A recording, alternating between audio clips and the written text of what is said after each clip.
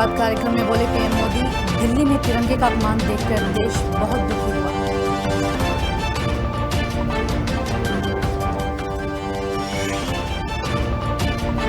मुख्यमंत्री योगी आदित्यनाथ ने रविवार को प्रदेश में सघन पल्स पोलियो अभियान का किया आगाज। कहा, बच्चों के लिए लगातार अभियान चलाने की है जरूरत। डफरिन अस्पताल से की गई अभियान की शुरुआत।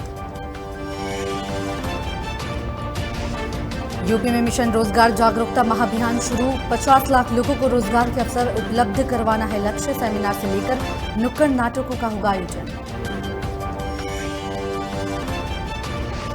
सरकार और किसानों के बीच 2 फरवरी को फिर होगी बातचीत। प्रदर्शन स्थल पर सुरक्षा बढ़ाई गई।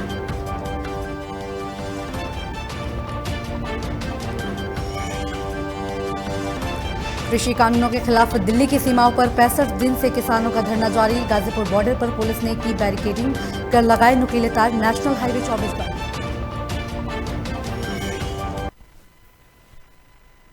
नमस्कार, स्वागत है आपका। आप देख रहे हैं लोकमंच और मैं हूं आपके साथ आफरीन। बुलेटिन में सबसे पहले बात प्रधानमंत्री नरेंद्र मोदी की करेंगे।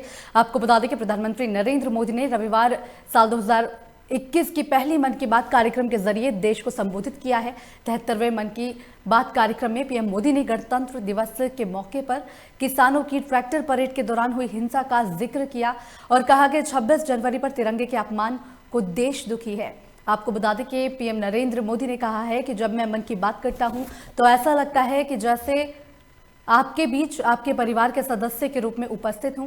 हमारी छोटी छोटी बातें जो एक दूसरे को कुछ सिखा जाएं, जीवन के खट्टे मीठे अनुभव जो जी भर के जीने की प्रेरणा बन जाए, बस यही तो है मन की बात।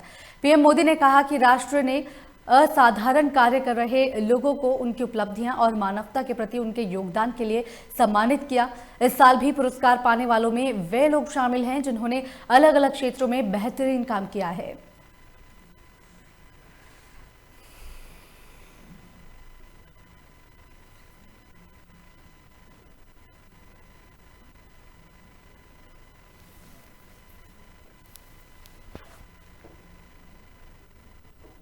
इसी बीच बड़ी खबर अमरोहा से सामने आ रही है, जहां पर डीएम के आदेश के बाद कब्र से एक विवाहिता का शव निकाला गया है। बताया जा रहा है कि दोबारा अब मृतका के शव का पोस्टमार्टम किया जाएगा। 4 लोगों पर दहेज और हत्या का मुकदमा दर्ज किया गया है, जिसको लेकर अब यहां पर मृतक विवाहिता का दोबारा से कब्र से शव निकालकर उसके पोस्टमार्टम के आदेश जारी कर दिए गए हैं। आपको बता दें कि भारी पुलिस बल की मौजूदगी में मृतका का शव निकाला गया। इसके बाद पिता की शिकायत पर डीएम ने ये आदेश जारी किए गए हैं। आपको बता दें कि देहात थाना क्षेत्र में काकड़ सराय का ये मामला बताया जा रहा है। बड़ी जानकारी आपको दे रहे हैं।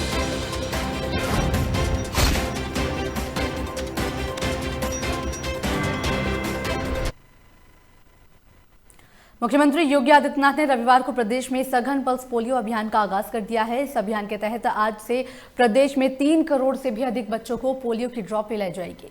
इस बड़े अभियान के लिए प्रदेश में 10,000 से भी अधिक बूथ बनाए गए हैं, जहां पर 69,000 टीम इस अभियान को मिशन के तहत आगे बढ़ाएंगी। मुख्यमंत्री योगी आदित्यनाथ ने लखनऊ के अवंती बाई लोधी अस्पताल में बच्चों को पोलियो ड्रॉप पिलाकर इसका शुभारंभ किया। साथ ही मुख्यमंत्री ने डफरिन अस्पताल में करीब 10 बच्चे और साथ ही 10 बजे बच्चों को यहां पर पोलियो की खुराक पिलवाई। इसके बाद प्रदेश के सभी जिलों में पल्स पोलियो अभियान की शुरुआत हो गई। साथ ही प्रदेश में नवजात से लेकर 5 साल तक के सभी बच्चों को सुरक्षा की डोज से कवर किया जाएगा। साथ ही बच्चों को दवा पिलाने के लिए 1,10,000 पोलियो बूथ बनाए गए हैं। वहीं हेल्थ टीम घर घर जाकर बच्चों को पोलियो की ड्रॉप पिलाएगी। हम सब जानते हैं कि थोड़ी सी लापरवाही कैसे एक बच्चे के पूरे भविष्य को खराब कर सकती है। पोलियो के ऐसे अनगिनत मामले हम सबको पूर्व में देखने को मिलते थे। यानी 125 करोड़ की इस आबादी को आज सफलतापूर्वक पोलियो जैसी बीमारियों से बचाने में एक बड़ी भूमिका का निर्वहन किया है। कि अंतिम पोलियो का केस भारत के अंदर 2010 में देखने को मिला। मार्च 2014 में भारत को पोलियो से मुक्त घोषित कर दिया गया, लेकिन चूंकि पाकिस्तान, अफगानिस्तान, नाइजीरिया जैसे देश अभी हैं जहां पर पोलियो के बहुतायत मामले देखने को मिल रहे हैं, उसका संक्रमण भारत के अंदर यहां के बच्चों के साथ न हो जाए, इस दृष्टि से यह अभियान अभी भी निरंतर चलाए जाने की आवश्यकता है। इसी बीच बड़ी खबर कन्नौज से सामने आ रही है, जहां पर चोरों का आतंक लगातार जारी है। बताया जा रहा है कि मोबाइल की दुकान को अपना शिकार इन चोरों ने बनाया, जिसके बाद दुकान का शटर काटकर घटना को अंजाम दिया गया है। आपको बता दें कि लाखों के मोबाइल और नकदी लेकर यहां से चोर फरार हो गए हैं। साथ ही चोरी की पूरी घटना सीसीटीवी कैमरे में भी कैद हो गई है। साथ ही अब पुलिस इस मामले को लेकर जांच पड़ताल कर रही है। छिबरामऊ कोतवाली क्षेत्र के दीक्षितान मोहल्ले की घटना बताई जा रही है। तो बड़ी और अहम जानकारी आपको दे रहे हैं कन्नौज से, जहां पर चोरों ने एक मोबाइल की दुकान को अपना निशाना बनाया है, जहां से शटर काटकर चोरों ने इस घटना को अंजाम दिया। लाखों की मोबाइल और नकदी लेकर वहां से फरार हो गए हैं, जिसके बाद ये पूरी घटना दुकान में लगे सीसीटीवी कैमरे में कैद हो गई है।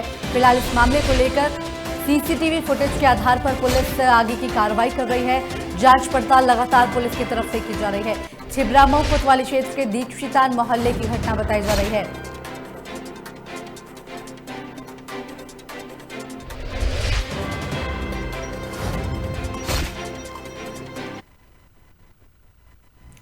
वहीं मध्य प्रदेश में आज से पल्स पोलियो अभियान की शुरुआत हो गई है। सीएम शिवराज सिंह चौहान ने अपने निवास स्थान पर बच्चों को पोलियो की दवा पिलाकर इस अभियान की शुरुआत की। इस मौके पर स्वास्थ्य मंत्री प्रभुराम चौधरी भी सीएम हाउस में मौजूद रहे। आज से पूरे प्रदेश में बच्चों को पोलियो की दवा पिलाई जाएगी। दरअसल पूरे प्रदेश में 31 जनवरी को जन्म से 5 साल तक के 1,14,00,000 बच्चों को पल्स पोलियो की दवा पिलाई जाएगी। स्वास्थ्य विभाग के अनुसार पहले दिन बच्चों को पोलियो की दवा बूथ स्तर पर ही पिलाई जाएगी, जिसके बाद अगले 2 दिन तक स्वास्थ्य वर्कर्स लोगों के घर घर जाकर बच्चों को पोलियो की दवा पिलाएंगे। इसके साथ रेलवे स्टेशन और बस स्टैंड पर भी स्वास्थ्य विभाग की टीम तैनात रहेगी।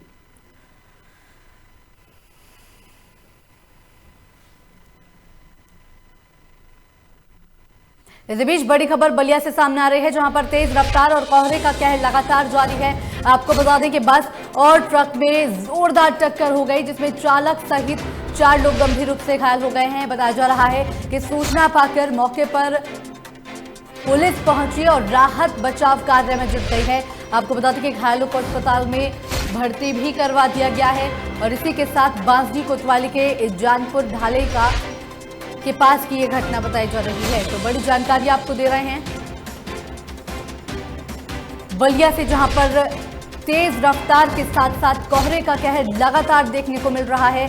बस और ट्रक में भीषण टक्कर हो गई थी, जिसमें बताया जा रहा है कि चालक सहित 4 लोग गंभीर रूप से घायल हो गए हैं। तस्वीरों में आप देख सकते हैं बस और ट्रक बुरी तरह से क्षतिग्रस्त हो गई है। इस हादसे में 4 लोग गंभीर रूप से घायल हो गए हैं, जिन्हें पुलिस ने रेस्क्यू कर इलाज के लिए अस्पताल में भर्ती करवा दिया है।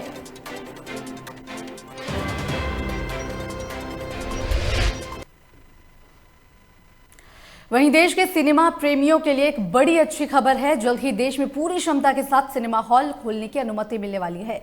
इस संबंध में केंद्रीय सूचना और प्रसारण मंत्री प्रकाश जावड़ेकर ने जानकारी दी है। उन्होंने बताया है कि फरवरी महीने तक पूरी क्षमता के साथ सिनेमा हॉल खोल सकते हैं। प्रकाश जावड़ेकर ने कहा कि फरवरी में सिनेमा हॉल 100% कैपेसिटी से खुल सकते हैं। उन्होंने कहा, हम ज्यादा से ज्यादा ऑनलाइन बुकिंग को प्रोत्साहित करेंगे। 2 शो के बीच में थोड़ा समय रहेगा ताकि एकदम भीड़ ना हो।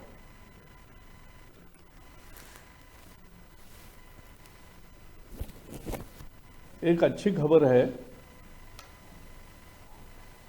कि फरवरी में सारे सिनेमा हॉल्स में जितनी सीटें हैं उतने लोग सिनेमा का आनंद ले सकते हैं। 100% कैपेसिटी से सिनेमा हॉल खुल सकते हैं और ज़्यादा से ज़्यादा ऑनलाइन बुकिंग हो, यह हम एनकरेज करेंगे। 2 शो के बीच में थोड़ा समय रहेगा ताकि भीड़, अचानक आने वाले और जाने वाली भीड़ एकदम ना हो। इसी बीच बड़ी खबर कौशांबी से सामने आ रही है, जहां पर तेज रफ्तार का कहर लगातार देखने को मिल रहा है। आपको बता दें कि अनियंत्रित होकर नहर में तेज रफ्तार बोलेरो जा गिरी है, जिसमें बोलेरो में सवार 3 युवक डूब गए हैं। बताया जा रहा है कि शराब के नशे में धुत ये तीनों युवक थे। इस दौरान ये भीषण हादसा हो गया है। मंझनपुर कोतवाली क्षेत्र के बाजापुर गांव की ये घटना बताई जा रही है। तो बड़ी जानकारी आपको दे रहे हैं कौशांबी से, जहां पर तेज रफ्तार का कहर देखा गया है। अनियंत्रित होकर नहर में तेज रफ्तार बोलेरो कार जा गिरी। बताया जा रहा है कि कार सवार लोग शराब के नशे में थे और इसी दौरान ये भीषण हादसा हो गया है। अनियंत्रित होकर बोलेरो कार नहर में जा गिरी है।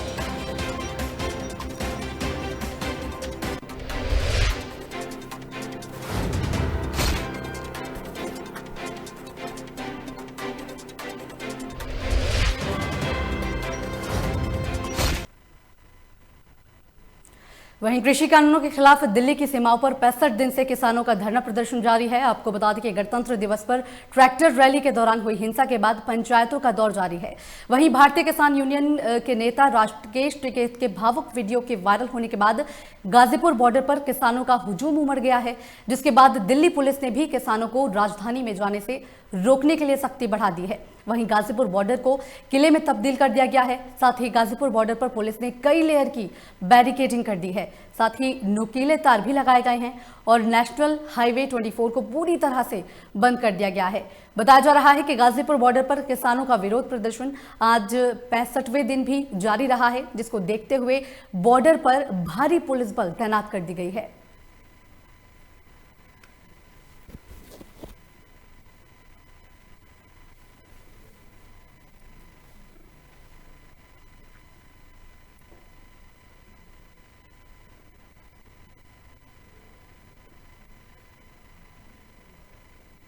इसी बीच बड़ी खबर गोरखपुर से सामने आ रही है, जहां पर परीक्षा के दौरान एसटीएफ ने एक सॉल्वर को दबोच लिया है। बताया जा रहा है कि बिहार का रहने वाला ये आरोपी सॉल्वर युवक बताया जा रहा है, जिसमें प्रयागराज के प्रतीक सिंह की जगह ये आरोपी परीक्षा देने के लिए आया था, जिसके बाद पूछताछ में सॉल्वर ने 50,000 लेकर परीक्षा देने की बात कबूली है।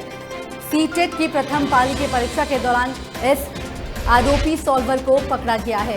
आपको बता दें कि गोरखपुर स्थित Indira Gandhi girls college centre से ये गिरफ्तारी की गई है। तो बड़ी जानकारी आपको दे रहे हैं गोरखपुर से, यहां पर किसी और स्टूडेंट की जगह एक सॉल्वर परीक्षा दे रहा था। इसी दौरान आरोपी को पकड़ लिया गया है। और ज्यादा जानकारी के लिए गोरखपुर से हमारे संवाददाता रविंद्र हमारे साथ ऑनलाइन पर जुड़ गए हैं। रविंद्र, परीक्षा के दौरान एसटीएफ ने एक सॉल्वर को दबोचा है, क्या कुछ अपडेट है आपके पास? जी, मैं आपको बता दूं, ये सीटेट की परीक्षा चलती है। जो भी परीक्षाएं होती है उसपे एसटीएफ और बाकी सारे पुलिस टीम हमेशा एक्टिव रहती है और उसपे धरपकड़। इसी दौरान एसटीएफ को सूचना मिली कि गोरखपुर में प्रयागराज के प्रतीक सिंह के नाम से बिहार के रहने वाले युवक यतीन सिंह परीक्षा दे रहे थे। इसी दौरान पुलिस वहां पहुंची और उनको गिरफ्तार कर लिया पूछताछ के बाद। जी रविंद्र, आरोपी के खिलाफ क्या कुछ कार्रवाई की जाएगी अब?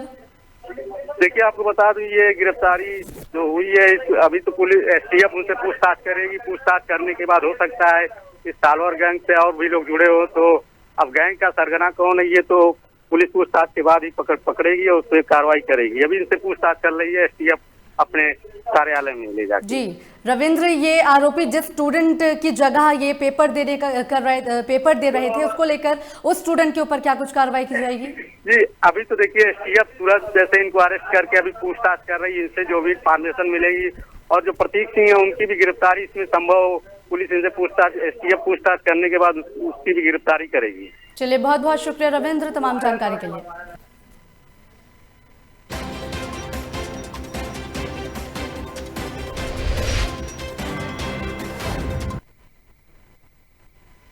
वहीं किसान परेड के दौरान 26 जनवरी को लाल किला और दिल्ली के कई इलाकों में हिंसा के दौरान किसानों के लापता होने का मामला पंजाब में सियासी तौर पर गरमाने लगा है। सूबे के किसान संगठनों और धार्मिक संगठनों ने 400 से अधिक किसानों और नौजवानों के लापता होने का आरोप लगाया है और इस संबंध में दिल्ली पुलिस पर उंगली उठाई जा रही है। पंजाब से जुड़े कई किसान संगठनों और धार्मिक संगठनों ने आरोप लगाया है कि दिल्ली हिंसा के दौरान 400 से ज्यादा युवा और बुजुर्ग किसान लापता हैं। अमृतसर के खालड़ा मिशन ने आरोप लगाया है कि गायब हुए सभी लोग दिल्ली पुलिस की अवैध हिरासत में हैं। मिशन ने इस मामले में सोमवार को हाईकोर्ट का दरवाजा खटखटाने का भी फैसला किया है। पंजाब के मानवाधिकार संगठन के जांच अधिकारी सरबजीत सिंह वेरका ने दिल्ली पुलिस पर सवाल उठाते हुए कहा कि किसी भी व्यक्ति को बिना किसी केस के ज्यादा समय तक हिरासत में नहीं रखा जा सकता है, इसलिए पकड़े गए लोगों के बारे में पुलिस जानकारी दे। उन्होंने कहा इस मामले को दिल्ली हाईकोर्ट ले जाने की भी पूरी तैयारी कर ली गई है।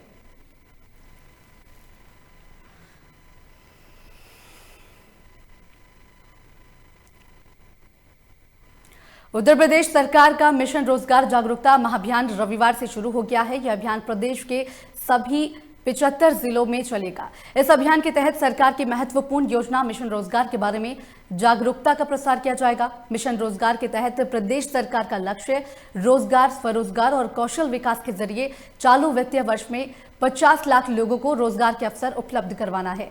मुख्यमंत्री योगी आदित्यनाथ ने इस सत्ता संभालने के बाद से ही युवाओं को रोजगार देने पर विशेष ध्यान दिया है। पिछले दिनों शुरू किए गए मिशन रोजगार के तहत सरकारी विभागों में खाली पदों को भरने के साथ साथ रोजगार और स्वरोजगार के अवसर उपलब्ध करवाने के लिए अभियान चलाया जा रहा है। युवाओं की दक्षता में वृद्धि के लिए कौशल विकास के कार्यक्रम की भी चलाए जा रहे हैं।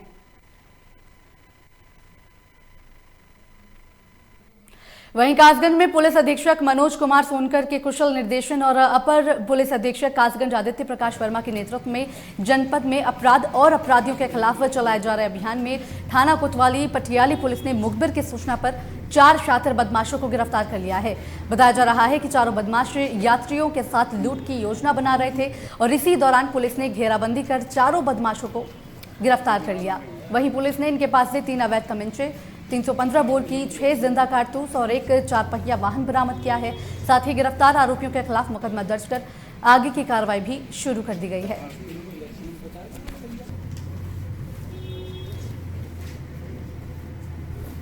थाना पटियाली पुलिस द्वारा लूट के विषय में योजना बनाते हुए 4 शातिर अपराधियों को गिरफ्तार किया गया है और उनके कब्जे से 3 अवैध तमंचे, 315 बोर एवं 6 जिंदा कारतूस बरामद हुए हैं। साथ में ही एक 4 पहिया वाहन भी बरामद किया गया है और इनसे और भी पूछताछ करके कार्रवाई की जाएगी। और अब बात कौशाम्बी की करेंगे। आपको बता दें कि कौशाम्बी में शराब पीकर गाड़ी चलाना महंगा पड़ गया है। तेज रफ्तार बोलेरो अनियंत्रित होकर नहर में जा गिरी, जिसके बाद बोलेरो में 3 लोग सवार थे।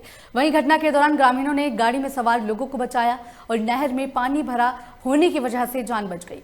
आपको बता दें कि तीनों युवक शराब के नशे में धुत थे। बताया जा रहा है कि युवक पैंसा में मंझनपुर जा रहे थे।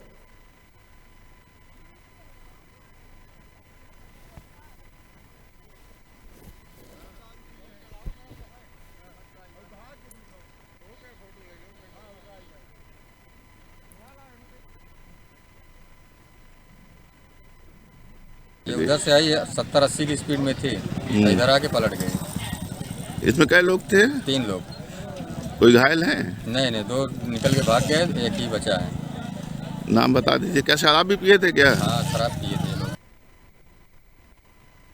उधर मैनपुरी में पोलियो जागरूकता रैली का आयोजन किया गया है, जिसमें रैली को डीएम महेंद्र बहादुर सिंह ने हरी झंडी दिखाकर रवाना किया है। आपको बता दें कि जन जागरूकता पोलियो रैली जिला अस्पताल से शुरू होकर बस स्टैंड होती हुई सीएमओ कार्यालय पर संपन्न हुई। रैली में स्कूल के छात्राओं और स्वास्थ्य कर्मी भी शामिल हुए। वहीं डीएम महेंद्र बहादुर सिंह ने कहा है कि हम सबके प्रयासों से पोलियो की बीमारी को समाप्त करने में सफलता मिली है। इस सफलता को बनाए रखने के लिए अभी सजगता की आवश्यकता है। वहीं सीएमओ डॉक्टर AK पांडे ने जनता से अपने 5 साल के बच्चों को 2 बूंद पल्स पोलियो दवा पिलाने की अपील की है।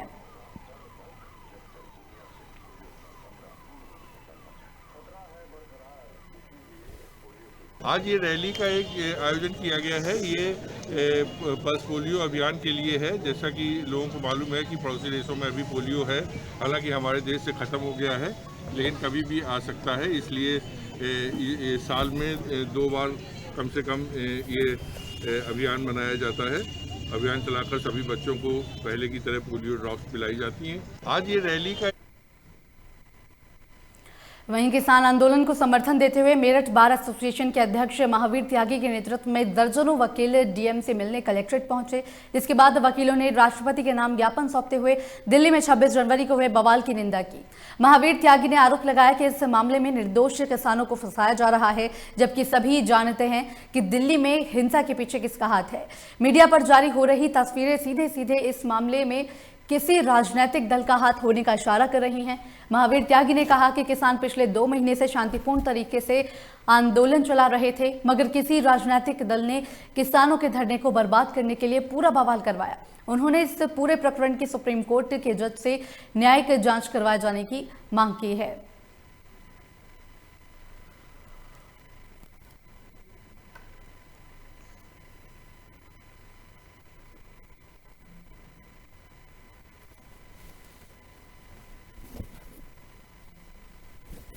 वो इस तरह का कृत्य कभी नहीं कर सकते। किसानों की तरफ से ये कोई ऐसी कोई बात नहीं है और हम ये मांग करते हैं सुप्रीम कोर्ट के जज से, ये बिल्कुल न्यायिक बिल्कुल जांच होनी चाहिए, ईमानदारी से होनी चाहिए। और जो ये पुलिस है, पुलिस भी सब जनता की है और जनता भी पुलिस की है। ऐसा नहीं है अकबर पुलिस कोई बहुत बड़ी दोषी है, लेकिन दोषी जो है वो आप भी जानते हैं और हम भी जानते हैं। इस आंदोलन को फेल करने के लिए ये रचा गया है। आप देख लीजिए दोनों बॉर्डरों पे जो स्थानीय लोग हैं, स्थानीय का नाम दिया गया है, लेकिन कुछ कथित लोग जो पार्टी को बिलोंग करते हैं, वो लोग कुछ लोगों को लेकर उन्होंने पत्थरबाजी की है। हमने वीडियो देखा है, जब पत्थरबाजी हुई तो किसानों ने कहा भाई इनको रोक लो, ये आपके सामने पत्थरबाजी कर रहे हैं, अन्यथा फिर देख लेना।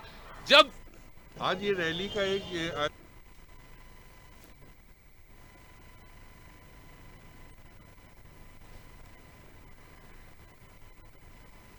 तो आपको बता दें कि किसान आंदोलन के समर्थन में मेरठ बार एसोसिएशन के अध्यक्ष महावीर त्यागी के नेतृत्व में दर्जनों वकील डीएम से मिलने कलेक्ट्रेट पहुंचे थे, जिसके बाद वकीलों ने राष्ट्रपति के नाम ज्ञापन सौंपते हुए दिल्ली में 26 जनवरी के हुए बवाल की निंदा की है। मिर्जापुर में पुलिस ने हत्याकांड का खुलासा करते हुए बड़ी सफलता हासिल की है। आपको बता दें कि गोरखा रेजिमेंट के क्लर्क ने अवैध संबंध के शक के चलते अपनी पत्नी को मौत के घाट उतार दिया। दरअसल पति के वाराणसी में तैनाती के दौरान युवती मायके में रहती थी। वहीं शुक्रवार को किसी बात पर विवाद के चलते पति ने पत्नी को मौत के घाट उतार दिया। वहीं मामले को लेकर पुलिस ने हत्याकांड का खुलासा करते हुए आरोपी को गिरफ्तार कर लिया है। फिलहाल पुलिस आगे की कार्रवाई भी कर रही है। उनके ऊपर पता नहीं ऐसा क्या था कि मेरा कॉलर वॉलर पकड़ के वैसे बिहेवियर करने लगी कि वो पता नहीं किस ढंग के था, मुझे उस टाइम समझ में नहीं आया। मेरा भी उस टाइम हाथ वो अलमीरा में पड़ा, एक चाकू पे पड़ गया और उनके गले पे लग पड़ा। हत्या के बाद अफसोस हो रही है आपको मारने के बाद? हत्या का आरोपी महिला का पति ही निकला। उसने अपना जुर्म इकबाल किया और हत्या में उसने जो आला कत्ल इस्तेमाल किया था उसकी बरामदगी की। पति इस समय जिसका नाम कमलेश सोनकर है और गोरखा रेजिमेंट वाराणसी में हवलदार क्लर्क के पद पर नियुक्त था। वो छुट्टी लेकर के आया था और ससुराल में ही था। पत्नी से उसकी अनबन रहती थी। घटना वाले के दिन भी पत्नी में और उनके आपस में कहासुनी हुई। उसके बाद ये कहासुनी इतनी ज़्यादा बढ़ गई कि उसने चाकू से। प्रयागराज में विकास प्राधिकरण की माफियाओं के खिलाफ एक मुहिम चला रही है, जहां पर 51वीं कार्रवाई करते हुए 2500 वर्ग मीटर के क्षेत्र में बने अवैध कब्जों को खाली करवाया गया है। साथ ही कई मकानों को जमींदोज कर दिया गया है और कई खाली पड़ी हुई जमीनों को भी कब्जा मुक्त करवाया गया। वहीं विशेष कार्याधिकारी नजुल आलोक कुमार पांडेल ने बताया है कि इन जमीनों पर प्रयागराज विकास प्राधिकरण का मौलिक अधिकार है और भू माफियाओं के साथ जालसाजों के जरिए जमीनों पर अवैध रूप से कब्जा कर बेचा गया था, जिसके चलते प्रयागराज विकास प्राधिकरण को 2 करोड़ से ज्यादा की हानि हुई। प्राधिकरण के जरिए कार्रवाई करते हुए कब्जा की गई जमीनों को खाली करवाया गया है। आज ये कार्रवाई इसी क्रम में शासन की मंशा के अनुरूप कार्रवाई की जा रही है। माफियाओं और गुंडों को दमन के खिलाफ इसी के क्रम में आज 85 और 91 कार्रवाई की जा रही है। और इसके इस अवैध निर्माण के उसमें हम प्राधिकरण की जमीन भी कब्जा कर किया गया था, जिसको भी मुक्त कराया जा रहा है। यह करीब 2500 स्क्वायर मीटर के लगभग भूमि ये लोग कब्जा करके। वाराणसी में सपा जिलाध्यक्ष सुजीत यादव को जान से मारने की नियत से भट्टी लोहता स्थित कैंप कार्यालय पर असलाधारियों ने जान से मारने की धमकी दी है। आपको बता दें कि पार्टी कैंप के बाहर आकर जिलाध्यक्ष को कुछ अज्ञात लोगों ने गाली देना शुरू कर दिया और साथ ही असला लहराते हुए जिलाध्यक्ष को मारने की धमकी दी गई। वहीं जानकारी पाकर जिला मुख्यालय एसएसपी कार्यालय पहुंचे। साथ ही सपा के जिलाध्यक्ष, महानगर अध्यक्ष सहित सभी कार्यकर्ताओं ने एसपीआरए को ज्ञापन सौंपा और साथ ही अभियुक्तों पर कई धाराओं में मुकदमा दर्ज होने की भी मांग की गई। समाजवादी पार्टी वाराणसी के जिलाध्यक्ष श्री सुजीत यादव लक्कड़ पहलवान को घर के समीप उनके घर पर चढ़ के 3 वाहन सवार बदमाश असलाहा लेकर पहुंचे थे। असलाहा लहराते हुए पहुंचे, मां बहन की भद्दी भद्दी गालियां दियां और उनके कर्मचारी को असलाहा सटाकर उनको भयभीत करने का काम किया। और निश्चित रूप से ये कहीं न कहीं ये जिला पंचायत चुनाव जो आगामी माह में होने वाले हैं, कहीं न कहीं इससे जोड़ के देखा जा रहा है। कल रात में 11 बजे एक स्कॉर्पियो 2 स्विफ्ट डिज़ायर कार से हमारे कार्यालय पहुँचे लोग रात में 11 बजे और असलाहा लेकर, और कुछ और बदमाश जो थे गाड़ी में बैठे थे। जो हमारे चौकीदार, जो हमारे आदमी हैं, उन्हें पूछे कि जिला अध्यक्ष कहाँ है, तो बोले जिला अध्यक्ष जी तो अपने घर पे होंगे, यहाँ पर रात रहते नहीं हैं। तो उसके बाद गाली देना माँ बहन का उनको देना, जो हमारे चौकीदार हैं जो काम करते हैं उनको गाली देते हुए 15 मिनट तक सब असलाहा लगाए वहाँ पर और फिर सब निकल गए। कल रात को जिस तरह से हमारे पार्टी के सम्मानित जिला अध्यक्ष आदरणीय सुजीत यादव लक्कड़ पहलवान जी के कार्यालय पर जाकर खुली गुंडई नंगा नाच हुआ है, उसी के खिलाफ आज हम लोग एसएसपी से मिलने आए थे। वो है नहीं यहाँ पर, तो एसपीआरए को हम लोगों ने मिलकर ज्ञापन देने का काम किया है और आपकी सुरक्षा की मांग की है कि इनको किस तरह सुरक्षित रखने के जिम्मेदारी। फिलहाल मेरे साथ इस बुलेटिन में इतना ही। बाकी की तमाम खबरों के लिए देखते रहिए लोकमंच।